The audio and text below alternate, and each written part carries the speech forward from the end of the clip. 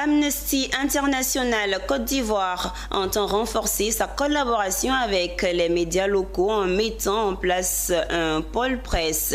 Cette initiative vise à établir une relation plus étroite avec les journalistes pour une meilleure diffusion des actions et plaidoyer de l'organisation. À l'occasion d'une rencontre avec la presse, Amnesty International Côte d'Ivoire a également lancé sa campagne protégeant les manifs pour défendre le droit de manifester pacifiquement et de dénoncer la répression des mouvements de protestation à travers le monde. Fulgence Canon et Marius Siri nous en parlent.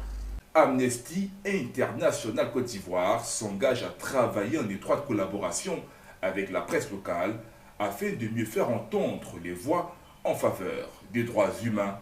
Pour concrétiser cette ambition, l'organisation met en place un pool de presse, un cadre structuré et dynamique visant à faciliter la couverture médiatique des thématiques liées aux droits humains et renforcer les relations avec les professionnels des médias.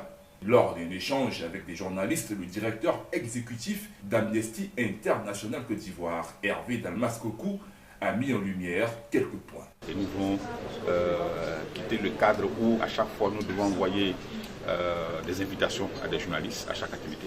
Nous envoyons ce pôle-là avec lequel nous pouvons travailler et ensemble promouvoir les droits humains. Vous savez, les droits de l'homme sont bafoués partout dans le monde entier. Donc, on n'a pas encore d'études pour dire non, voilà quel droit qui est beaucoup bafoué en Côte d'Ivoire. On sait que beaucoup d'hommes se plaignent, beaucoup d'hommes grognent et les droits les plus élémentaires ne sont pas respectés. Et là, ça craint. Et c'est notre rôle d'interpeller les dirigeants. Vous voyez aujourd'hui, des gens se plaignent peut-être de les ACD. Les ACD ne sont pas fouillés. Non, il faut qu'on donne force à la loi. Donner force à la loi. Et sans donner force à la loi, le citoyen est épanoui.